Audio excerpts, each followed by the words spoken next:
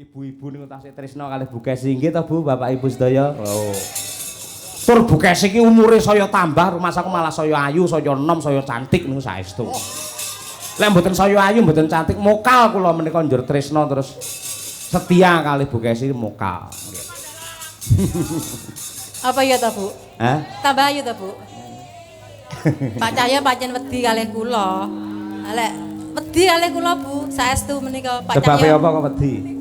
Wedi no, mengke mergane lek napa nggih? Nakal ngoten niku nggih. Niku mengke mboten kula angsali tumbas rokok. Dados kalahe mung kalih rokok niku Pak Cahya menika. Ngoten niku. Lek mboten ngerokok pun bingung deh. Wong wedok ayu saged dikipatke ning lek rokok wah mboten saged ngipataken, Bu. Nggih. Ipel-ipel mau bunder seser mbiyen. Ayo. Saya iso modot dadi semono. Terus ora ngira iso dadi piyayi. Wah, tenan sing tresnani kaya ngono. Lakune bapak ibumu sateman nyembuh karo sampean dadi wong hebat sing tresnani pirang-pirang. Nggih, Ya. alhamdulillah. Kok aja kesusu rabi lho kan. Mboten, Pak. Biasane bintang lek kesusu rabi dirabi karo wong, penggemare do suda wingko. Waranggone ingkang sowan menika wonten Ji Lukmat Monem 78. Wah, nggih. Tak kenal maka tak sayang ingkang pinggir dhewe menika njawi piyambak menika Mbak Lia Sundari. Bukan asing lagi untuk warga masyarakat di Medion. Anggere jam 12 awan ceklik ngoten nyetel TV, banjur gelombange dipaske Sakti TV, mesti teng mriku wayangan limbukan utawa goro-goro. Dalange sinten Bapak Ibu? Nggih. Kula sak kanca Madangkara matur nuwun katresnanipun menika Mbak Lia Sundari ingkang miten saking Sragen. Angka kalih menika Mbak Tri Hastuti Retnawati ingkang miten saking Ngawi. Kalajengaken menika Ibu Sukesi Rahayu sarjana seni magister seni. Menika gawan kotak mboke truk kecuk. Mboke anak-anak kula ingkang kula kanthi sowan mriki Mas Gelar Pamayang ingkang ngladeni kula niki kalian genduk rangkung Basundari mumpung sesuk prei. Kula jak mriki men ngerti kaya apa to alang ujure bapake le nyambut gawe. Ngoten niku.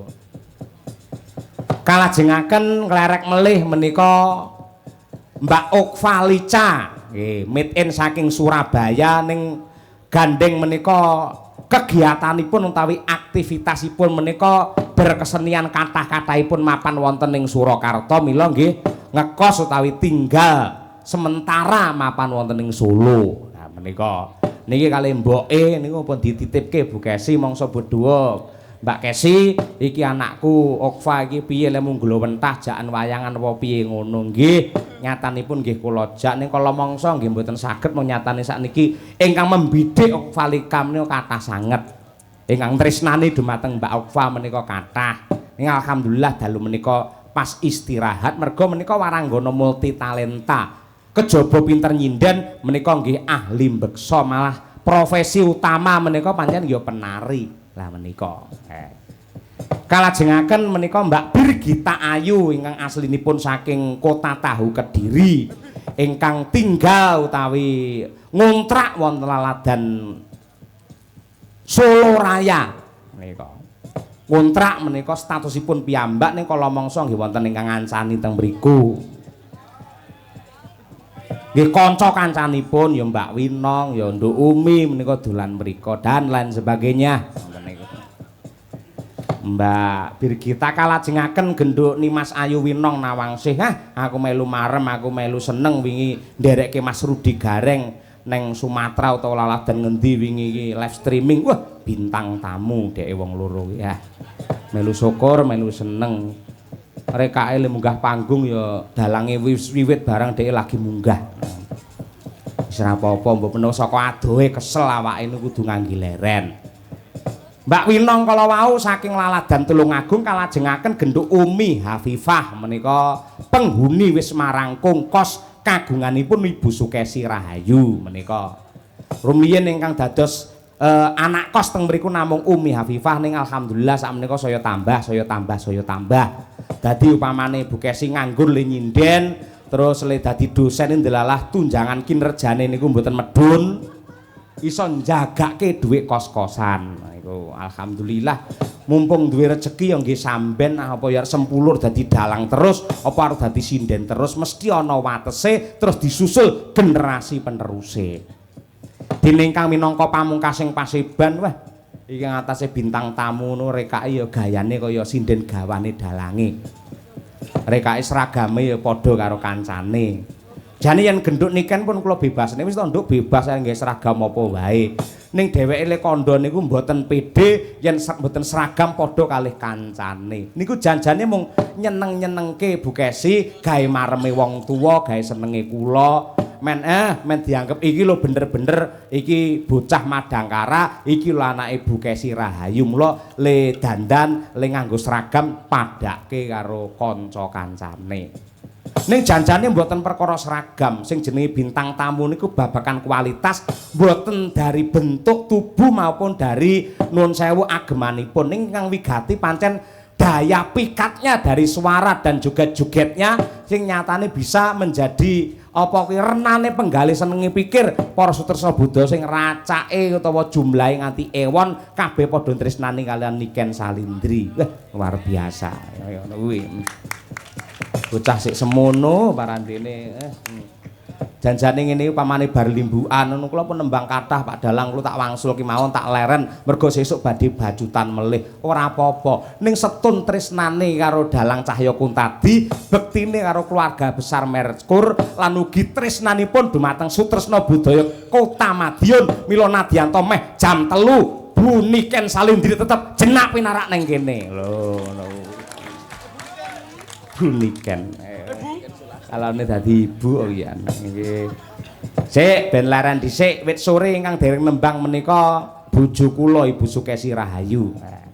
Iki sangu poso Bu Kesi sampean mang nembang malah nggen gara-gara niki santai merdika yen limbukan isih kebarung bintang tamu akeh gojekane sok-sok lagu-lagune mung sithik. Sakmenika monggo Bu Kesi menika kula caosi wekdal wong nyatane penggemar jenengan nggih tasih kathah. Ingkang dipun wadahi wonten paguyuban Caksi Lover menika welah temenanan.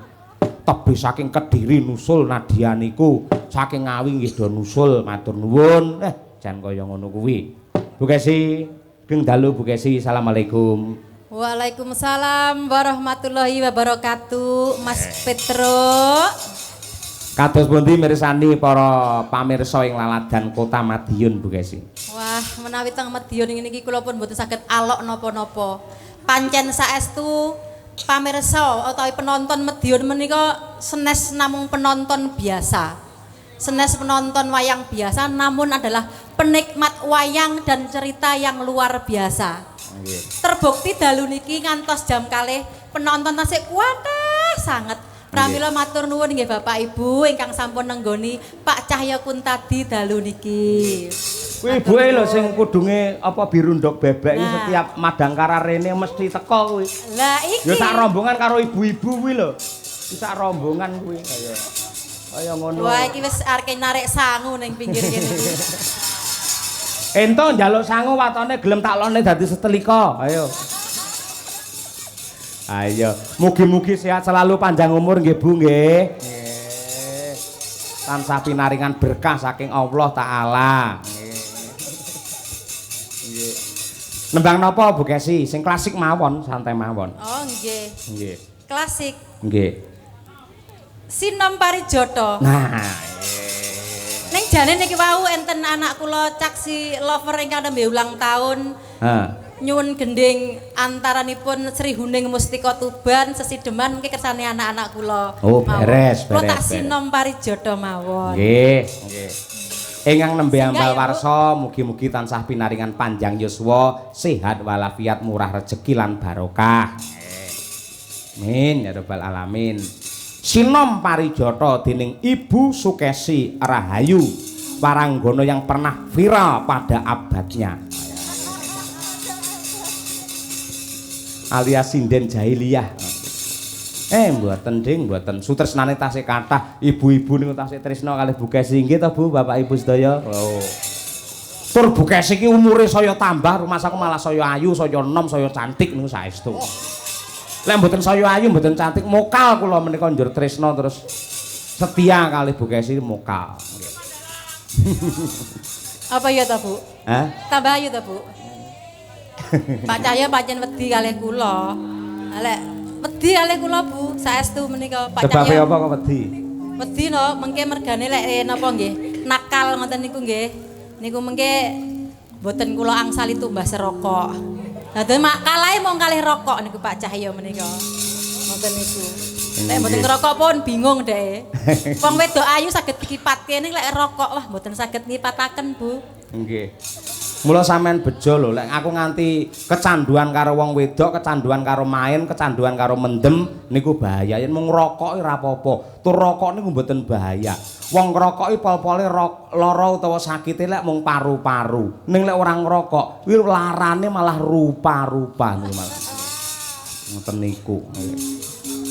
Mangga Bu Kesi sinomipun parijata katur dumateng sagung para sepuh, adi sepuh lan ugi salam kurmat bekti dumateng budayawan senior ing Laladan Madiun Abahe Haji Muhammad Syakirun. Mangga Bu.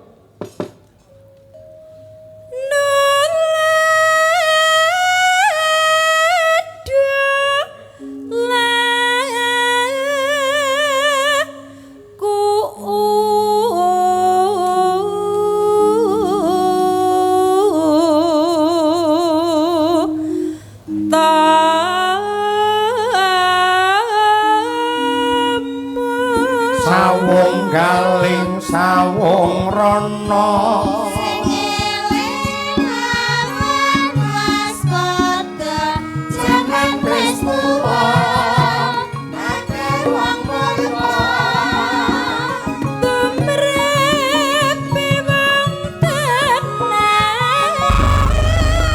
tak sakira asli wong Madura.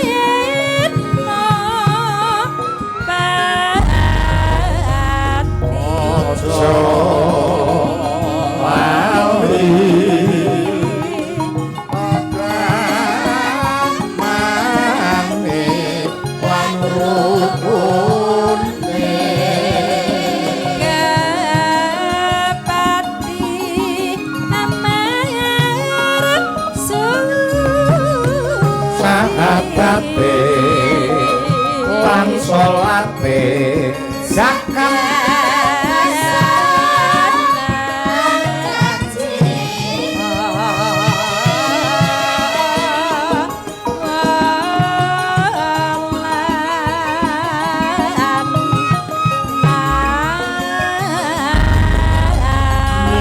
Sima dirapi walanda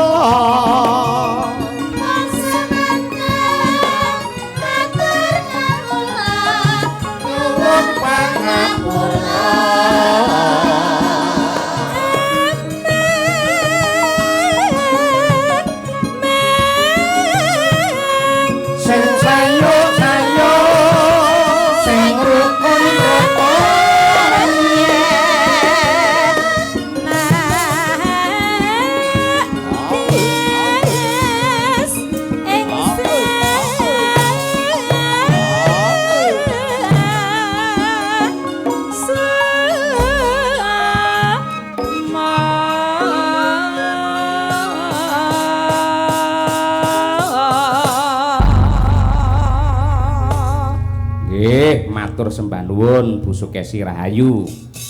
Pamundhut saka Mbah No Kulit Truk mau ngersakake ya kuwi pepeling diaturake luwih dhisik. Ya. Karo nggih ngiseni iki sing bernapaskan religi. Mergo awake dhewe arep ngadepi wulan Ramadan. Kaya ngono. Bawanipun kula nyuwun pambiyantu swanten kakung dumateng Raka Mas Muhammad Taslim. Ya. Monggo bawanipun Mas Taslim diaturaken dumateng Mbah No Kulit. Sumrambahipun sagung para sutresna budaya ing tasih kepareng wungon wonten lokasi lan ugi kepareng mirsani lumantar streaming Kuntadi Channel kalian Niken Salindri Family. Wah iya. Monggo Mas Taslim. Wasitoti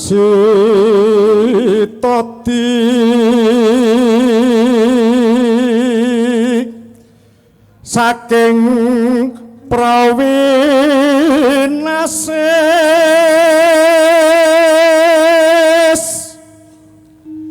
ngelingono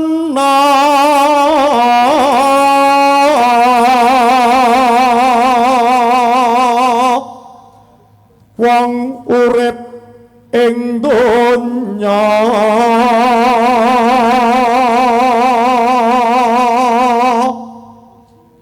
bebasan mung mampir ngombe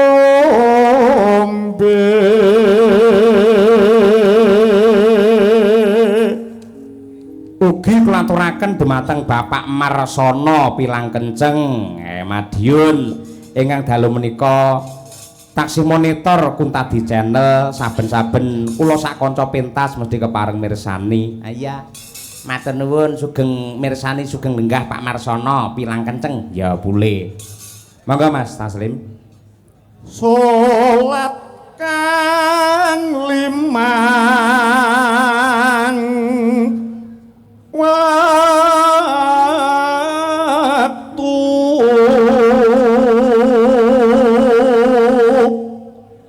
kudu tansah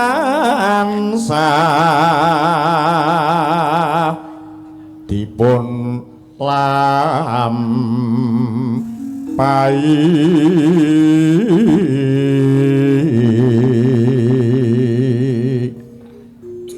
iku cagak agama pakarti kang luhur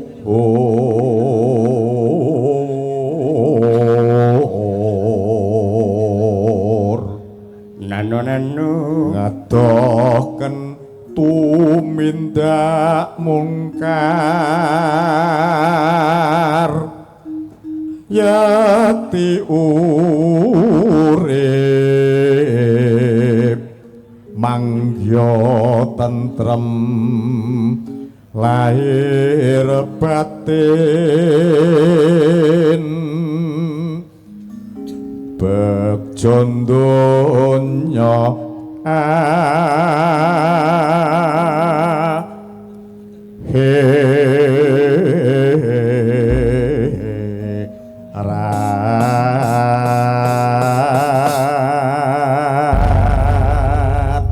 matur sembah nuwun. Monggo kalajengaken pepiling karya Abdi Solo Ki Haji Anom Surata. Dados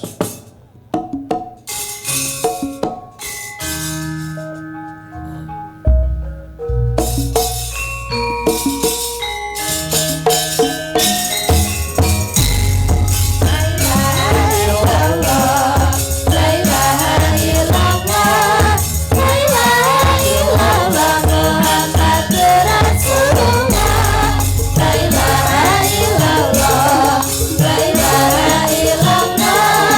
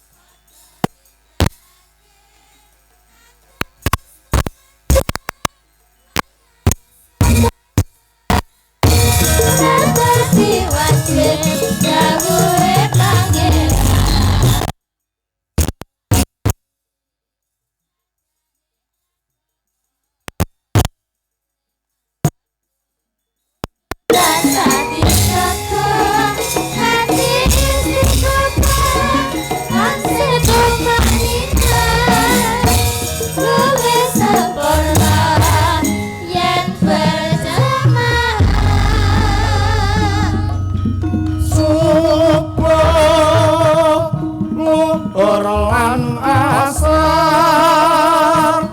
Salat sayakti ngetake tindak mungkar maghrib lan isya jangkepe Rayogan ditambah salat oh Iku perintah agama Eling ana ing dunya mongsa delok Sabelan salat asa sing kuasa Yang beres Islam mongsa suwarga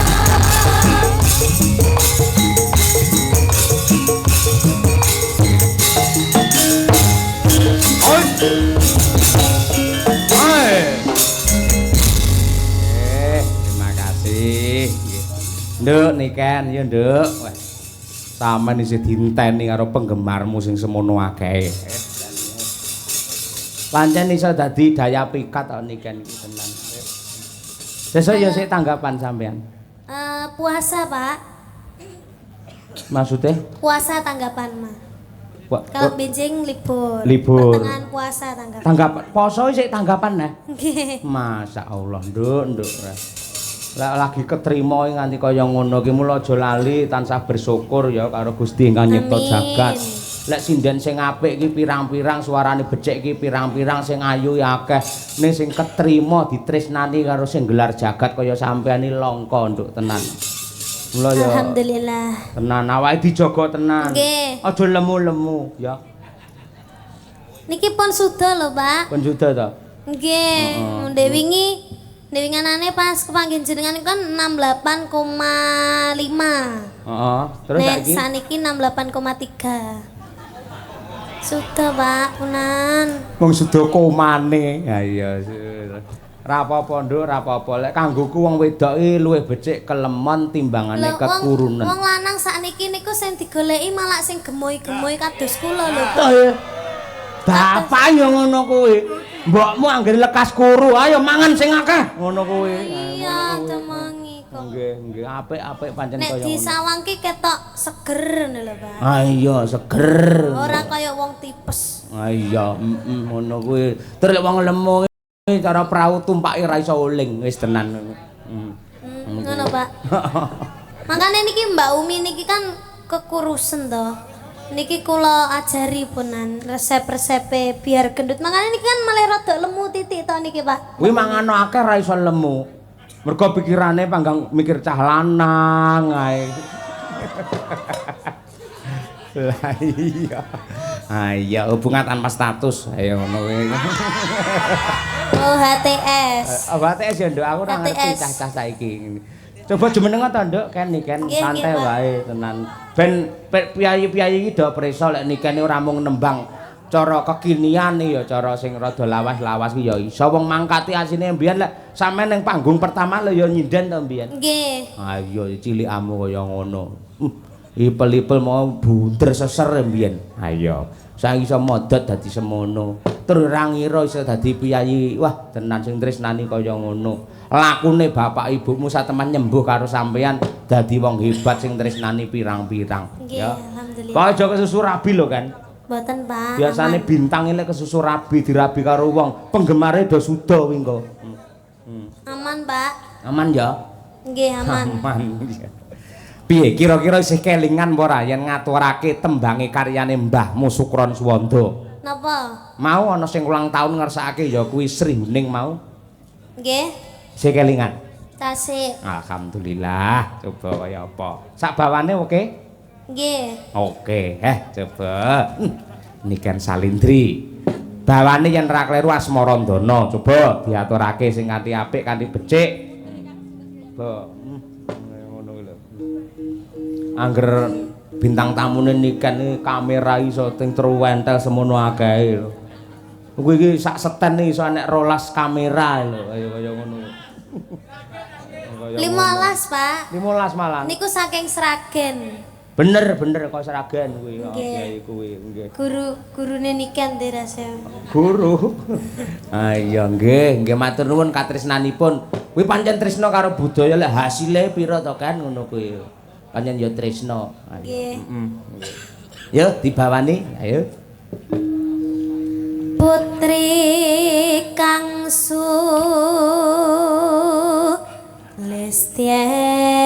Lestieng warni Sone bapak piye kan sone bapak? Sone Hmm. esu niki apik Pak? Sound system lho. Nggih. Apa iya? Niki to Pak? Sing didamel sakniki niki to? Iya, iki sing ning Nggih. jero sone bapak iki. Menggelegar. Menggelegar ya. Nggih. Ah iya. Oh, niki nggene jenengan piyambak. Oh iya. Iki nggenku kabeh lek adol sawahe mbokmu mbiyen iki. Lah iya gene sampean sik eling karo perjuanganku. Heeh lho. Sound system sound dalem iki kiri kanan iki asal aku anu mbiyen apa sawahku teko saiki ya urung balik kan. Aja kok sawah, mas-masanku ki lho gelang kalong teko saiki ra enek lho delok niki. Urung balik kan Bapak. Lah aku iki pancen dalang tanpa modal. Wayang iki paringane Mbah Sukron, gitu. Nggih. Gamelan iki paringane Mbah Sukron, sound system Bukesi. Aku iki dadi dalang modalku mung gedange merotoli lho kan mung ana. Ah iya. Nah, ngono kuwi golek bojo sing pinter ngono kuwi. Nggih. Sing dalu Pak Bak kok nembe rawuh ing pundi kemawon. Oh, ora senengane. Yaene mancing senengane ora. Ora mancing dhek live TikTok karo Mas Bayu karo Pak Bakirun karo Mas Joko Klenteng ngono kuwi. Wah, sawerane jan banyu mili kok. Ayo. Ayo.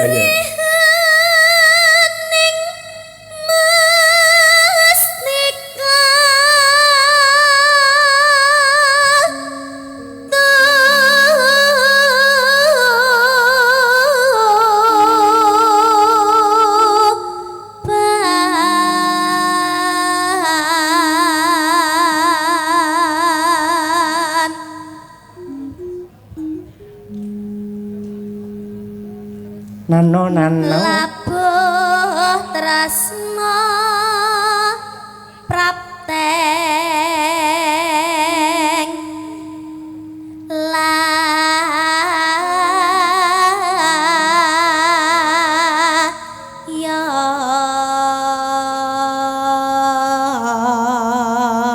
layan. Awas. Truk perang brung. Pak, kula nate lho Pak ngoten niku. Ketentol ya. Nggih. Ayo aku ya ser kuwi Ilate negas. kecokot. Ilate kecokot. Ya ampun sing nyokot sapa? Sing nyokot sapa? Duk prang-prang napa, Pak? Truk perang brung. Ayo. Ah, tenan. Sing bener to? Sing bener duk peranggung. Nah, nggih. Bismillah. Nggih. Truk perang brung. Truk. Ah. Pak, Allah Duk peranggung. Duk pranggung bajana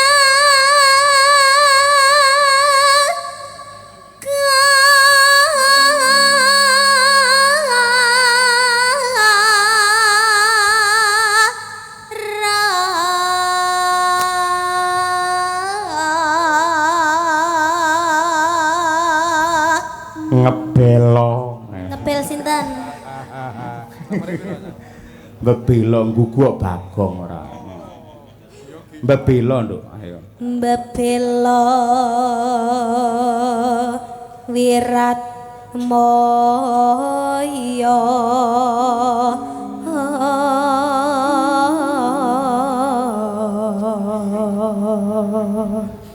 Tan ngira ya.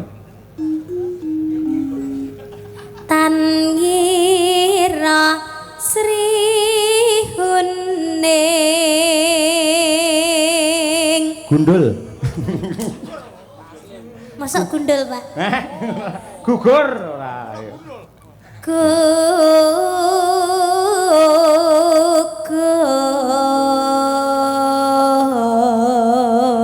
Gugur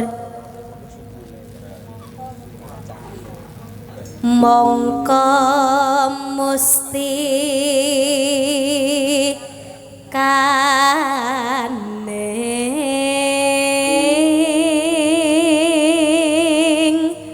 tuban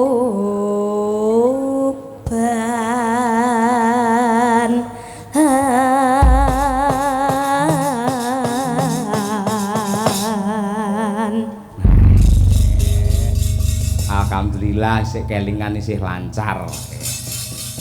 Ya ndek, sak langgame sing kepenak Cahayu. Ya.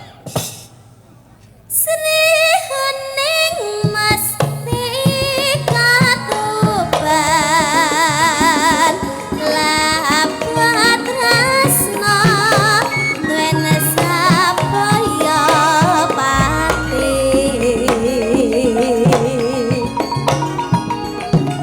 marang Raden Wiratmaya kang bos prasaja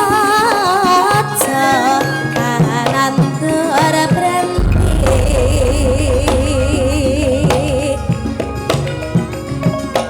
Srihuning tatan grahita kang rinata kadange pribadi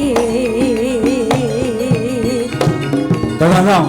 Wiratmaya putra Dira Regentong. Sira lawe Prangkak, tulung ketangkep. Prangkak.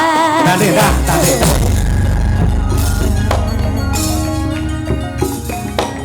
Tang.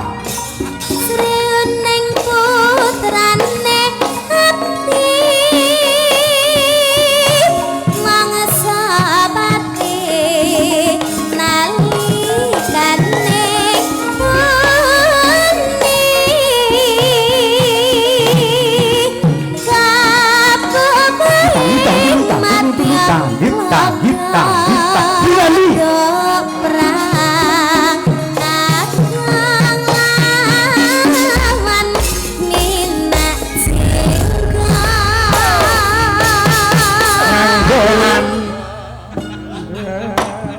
Wah. Gila jan ngendangin niken iki pas iki lek Pak Bak iki. Niken suarane bantere kaya ngono, pengendange kaya jaranan. Ayo. Apik ngetitenono ngene iki. Nenone ndak langsung ngono. Langga mau ndak padake perang ya ora. Niku putrane ya hebat, niku dalang dari perintis kemerdekaan Madiun, Nduk. Wis kulino petok to? Nggih. Nggih. Sering. Lek Mas Bagong Mayang wis nate bintang tamu porong jenengan? Nate napa mboten nggih? Kula supe. Dereng. Oh, berarti. dereng. Nggih mangke, nggih. Mangke lek syukuranipun Pak Wali mangke nggih sungkuran mangke nggih. Ning ketoke ora sida ketoke. Karo kanca sia-sia ora nggih. Nggih. Ya nduk kan?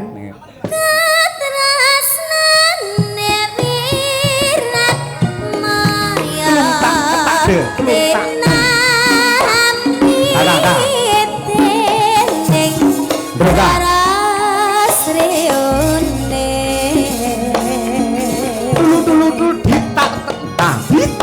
Sanadyan wakasanira prapten lena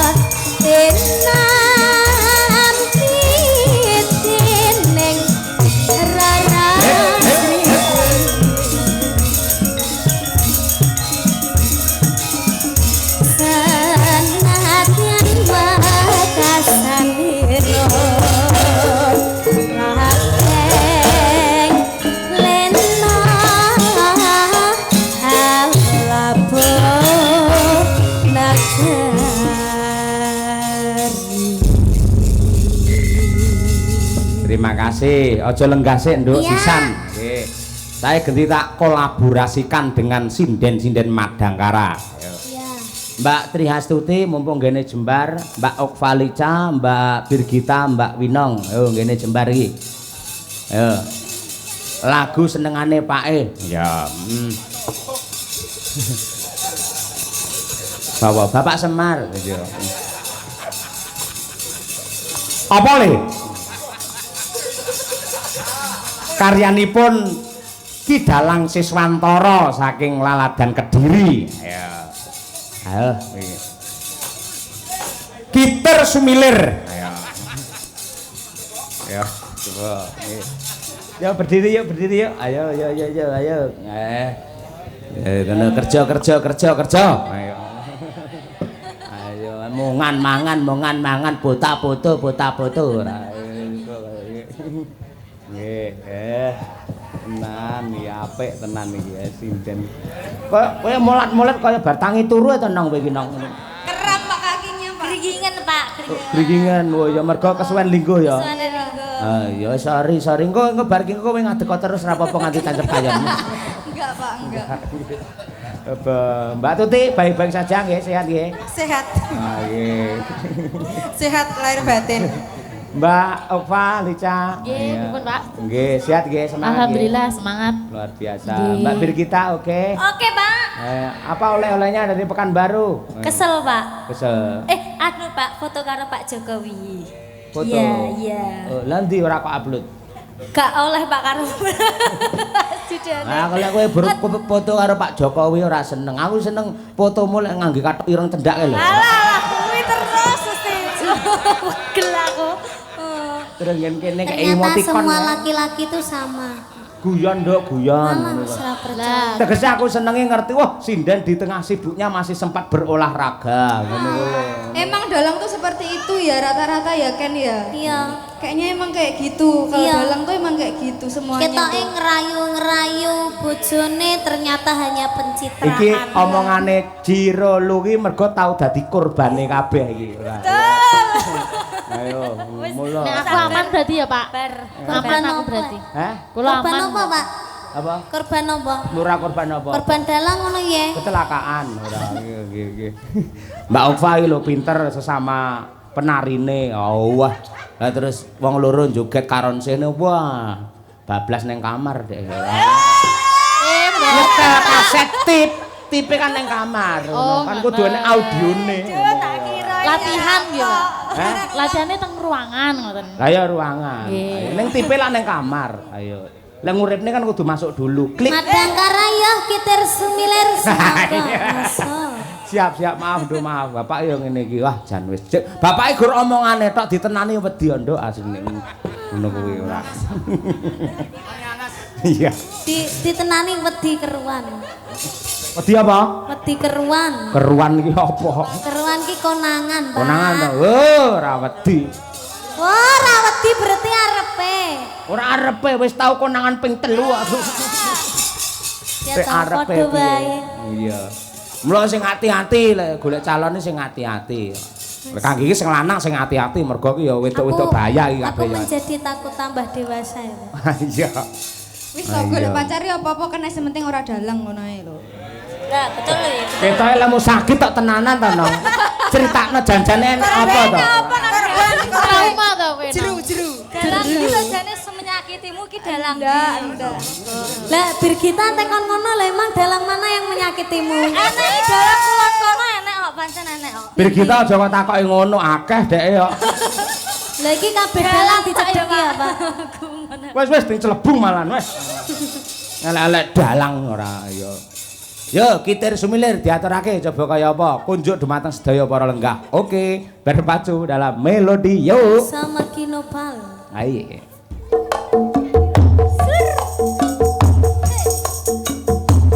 New Madangkara.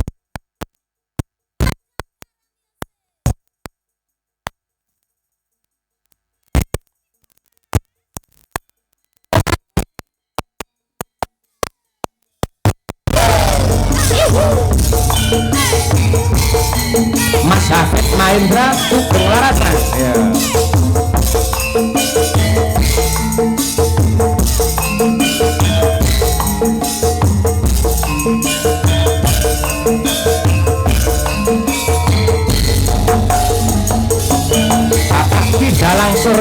Karanggede Nur Pangestu Bapak nggih.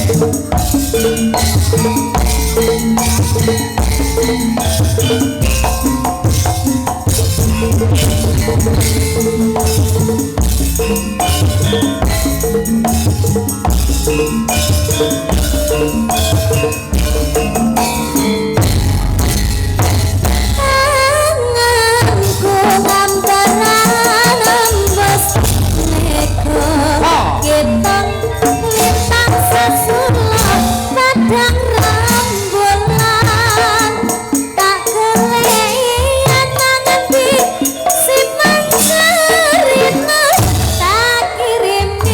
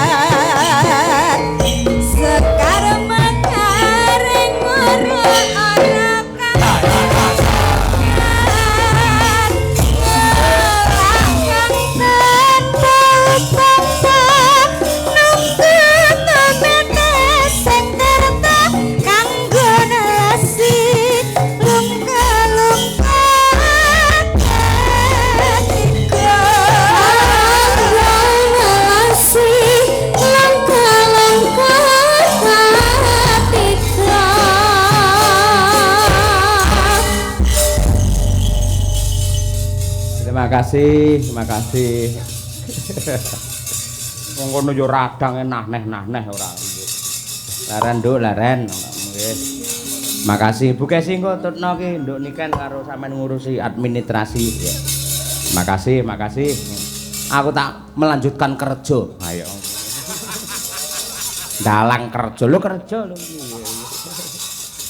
Boy, selamat sukses untuk Hotel Merkur. Semoga dengan adanya penginapan ini menambah Kota Madiun semakin mendunia. Ngaturke panuwun marang sagung para lenggah sedaya kemawon ingkang kepareng nenggani dumateng kula sak kanca mugi-mugi dados amal ingkang sae sedaya kemawon.